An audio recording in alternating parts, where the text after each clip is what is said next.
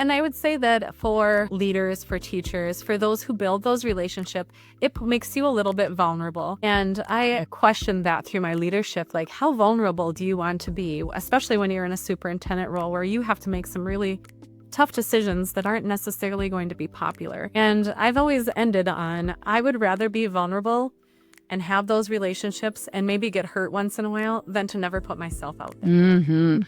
That's a fine line for superintendents or for leaders, I think, in any realm of the world. Hello, everyone, and welcome to the Brighter Together podcast. My name is Janet Courtney, and my special guest today is Megan Myers.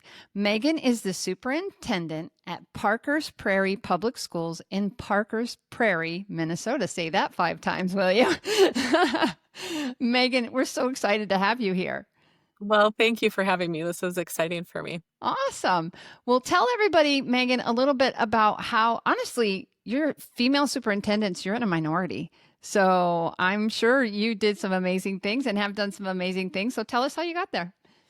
Well, thank you. I think that this starts back when I was a child. My mom was a single mom of 3 girls, and she went back to school after my dad had passed away, and she went for special education. And so that's really where my heart began, becoming a teacher. So I was a teacher for 12 years in New York Mills, Minnesota. As I was going through my teaching career, I had a number of people talk to me about how I needed to go into leadership, and that I never had pictured myself doing that, but I had listened to all of those people, and I love to learn, so I went back to school, and I became a principal then, and I went to Circle of Life Academy, which is a Bureau of Indian Education school up on the White Earth Reservation in northern Minnesota. I learned a lot about relationships there. I had a wonderful superintendent, Ricky White, and worked with a number of families and a number of amazing staff, and how important it is to be a leader, but also love what you're doing and build those relationships from those kindergartners all the way up to the families and the elders in that community. So that was kind of the beginning of my leadership. And then I went to Cook County, which is in Grand Marais, Minnesota. And that was a unique situation because you're kind of in the middle of a county that is one of the largest in Minnesota, and it's very remote and a very diverse population. So that was a lot of fun. I learned about a lot of different culture and how to build relationships in a lot of different ways. And now I'm in Parker's Prairie, and Parker's Prairie is an amazing community. I really immersed myself in the school.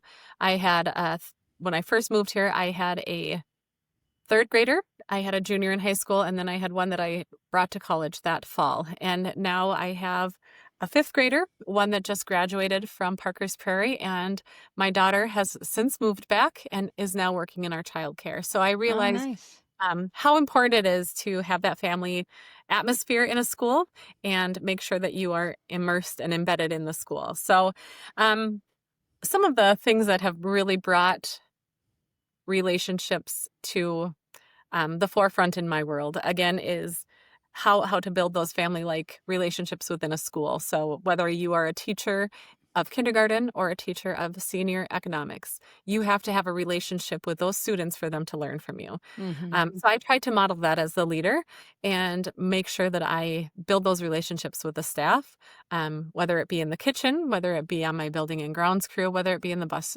driving seat, right? I want to make sure that I can connect with those people.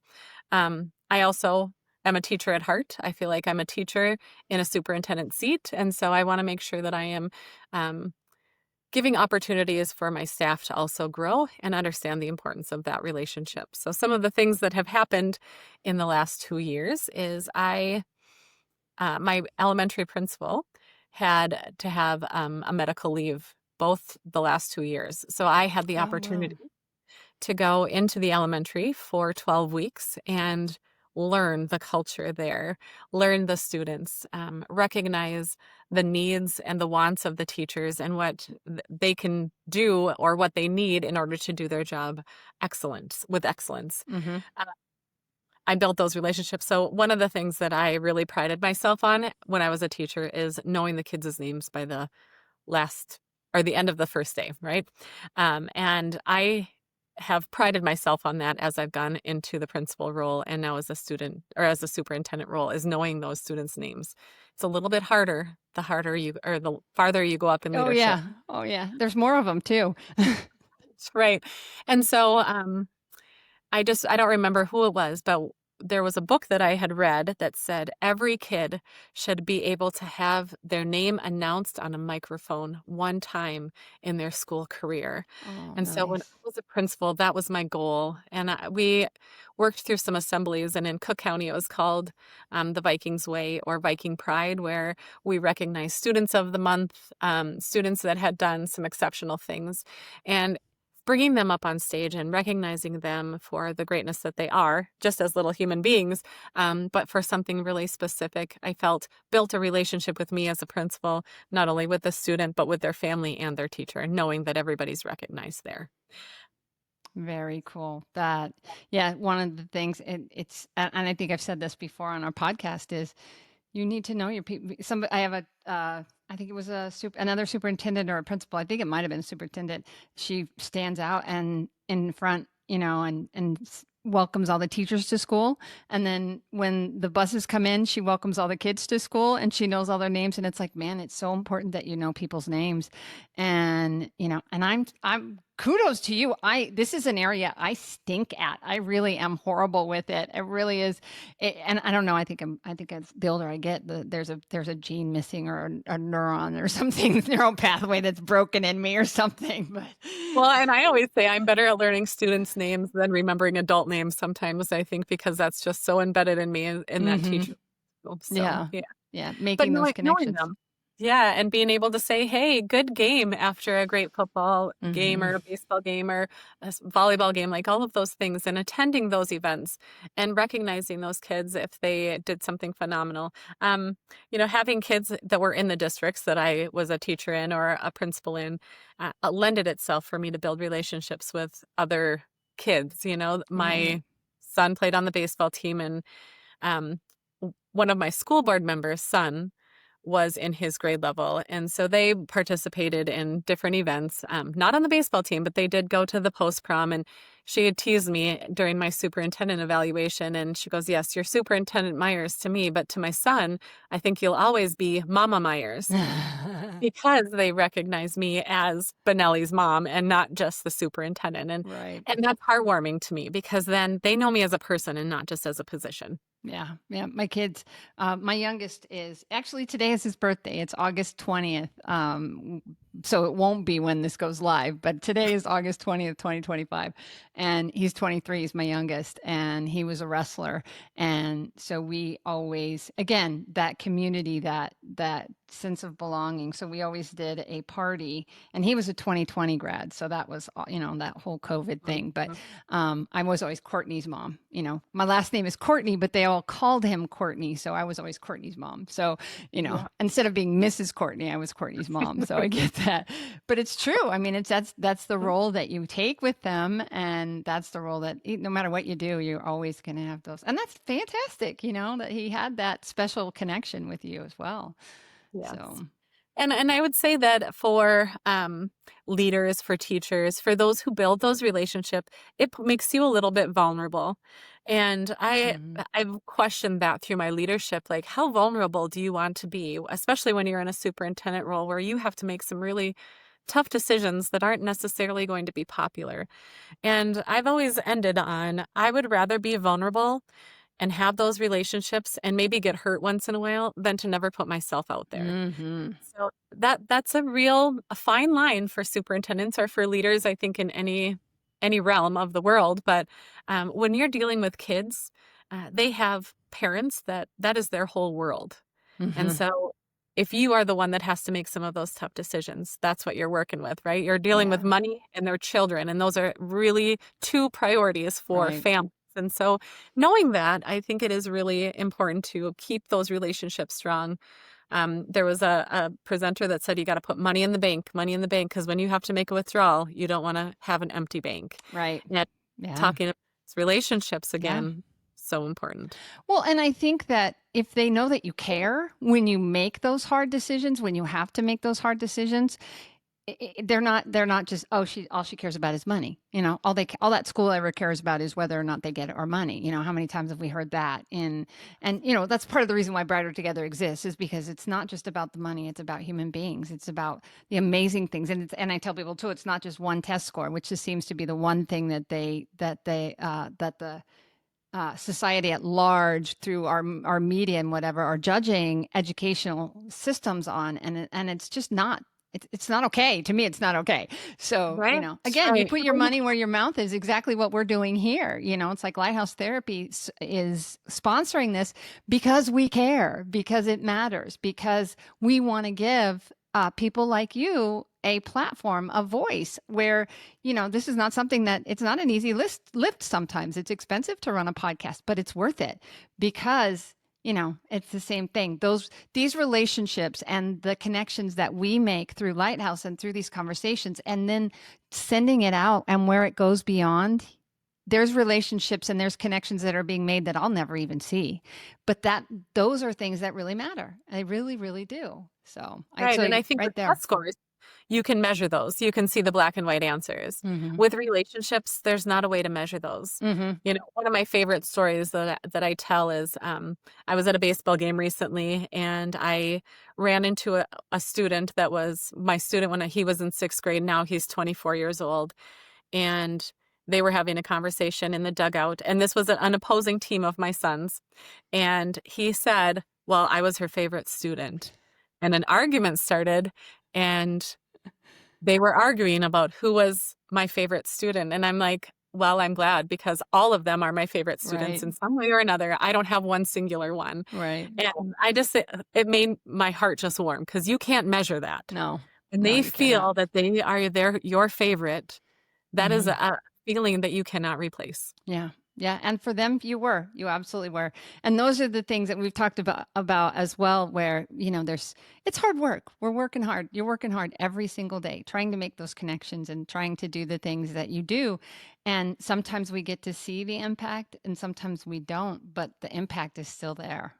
So, Yes. Yeah. yeah. And it may not come out ever to you, Yeah, but you it may will. never see it, right? Yeah. Exactly. Yep. But that Yeah. doesn't mean that you didn't do it. So keep doing it. I've tried to encourage educators, anybody that's listening that's an educator, you are making a difference. Whether you think you are, whether you're seeing it or not, somebody depends on you. Somebody loves you and you don't even know that they love you. So keep going, right?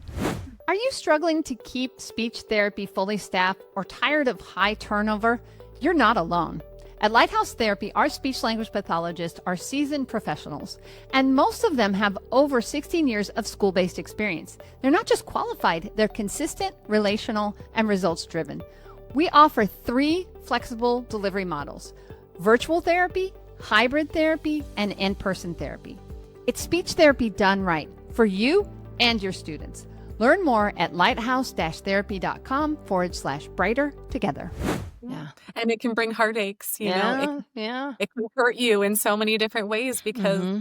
you are vulnerable. Your heart is Yeah. exposed. You love those kids. And Mm-hmm. um, it's very different than being in a corporate world that can just look at numbers or look at data and make decisions on that. No, these are little human beings that we're dealing with, Mm-hmm. somebody's child, somebody's grandchild, and we are having them in our care for 8 hours a day. Mm-hmm. And we just need to make sure that we are intentional about how we take care of them, how we speak to them, how we love them, and make a Yeah. difference. And Yeah, for sure. And it's been my philosophy since we started Lighthouse Therapy, that we put people before profit, and we don't take investors for that very reason, because the second you take an investor, now you have a board that you guys have boards for different reasons, but if I take investors, I have a board of investors that want to see that return on investment. The only return on investment I have to have is between my husband and I and my kids, because we're a family business. So, and believe me, every single day, I'm not kidding you, every single day, I get someone either wanting to invest or what's your exit strategy, or what, do you want to sell? And I'm like, no, that's not. And it's something that, we're recognizing that this makes us different, right? So, because an interesting thing happened during COVID. Corporate America and venture capital discovered that there was money to be made in special education, and I saw it. And all of my competitors, all the big ones, now have taken investors, and I'm like, and you see the change. You immediately see the change in their culture and how they do things. So it's exactly the same thing that you're talking about, where it's like you have to, but you have to guard it. You really have to guard it. You have to guard that culture. You have to guard that you're going to take care of those people and be vulnerable. Like you said, it's like it's every single day. You keep stepping into it, right? Right. Most Yeah. definitely. So Yes. I feel like I'm doing a commercial for Lighthouse, and that's not my intention, but it's the same. It's just how we are and how you are. It just lines up so beautifully that people need to know that it's okay. It's okay to be vulnerable. It's okay to be who you are and still be an amazing leader, right? And we can't expect to become millionaires being in education Hmm. or being um, what you're doing as an SLP or an SLP. We aren't going to become millionaires, but the return on investment is those feelings that we Hmm. receive Hmm. and how we are making a difference for the future of our world in so Right. many ways. That's pretty impactful to me. Yeah, it is. It is. And every single one of those kids is better because they came across our you know Yes. our path. We've crossed their paths and the impact. And I also have said, like for every child that we see, you think about like a drop of water. You've seen it, those images of a drop of water and how the ripples spread out, and Mhm. every single one of those kids that we impact, just the impact over on the world and on their world and on, it just becomes incredible.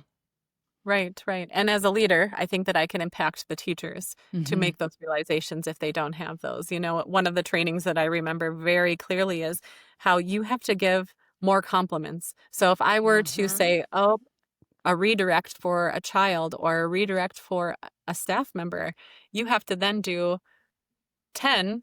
Is it four? uh, Yeah, yeah. At Yeah, least four. four. I always say, It's four right? for it to be what I've heard is four for it to even be equal. So I agree. It's probably more Right, like 10. right. You're probably right to Well, overcome it. to become on the positive, Right. right? So that's Mm-hmm. that money in the bank. So if you give them then 10 positive redirects or Right. 10 compliments, you're going to have money in the bank for the next time. So it Yes. doesn't ever get equal or negative. Yeah. Yeah. Yeah. Yeah. I have a thing 4 and 1 somewhere on I have little stickies all over and 4 and 1. It's because and that's just to get equal. So putting money in the bank, putting compliments in the bank, you can't go wrong. You can't go wrong. And smiles. That's something as an SLP, pragmatics, just smiling at somebody. It lightens your mood, smiling even when you don't feel like smiling, right? It Right. just changes your demeanor. It changes how people perceive you because there's always perceptions of us, right? Mhm. And just, and I've had people say to me in public, "Wow, you are one of the people that smiles more than anybody." I said, because I'm a happy person, because I love my life. I love what I'm doing. It makes a difference, even if it's with, and I don't mean even because everybody has value, but with the person at the grocery store, with the person that's pumping the gas, with the person that's helping you find something when you can't find it or whatever. It just is, and the interesting thing too, I've noticed is if you go to the grocery store and I go through the line, I always try to make eye contact with the person that's checking me out, the cashier. They don't do it. They really, Right. you really have to like be intentional to say thank you. And if I need to, if I want, if they're not looking, I'll say their name because their name tag's there. So I'll be like, thank you, Susie, for helping me today. And all of a sudden their eyes come up and I was like, have a great day, because they're so busy doing what they're doing.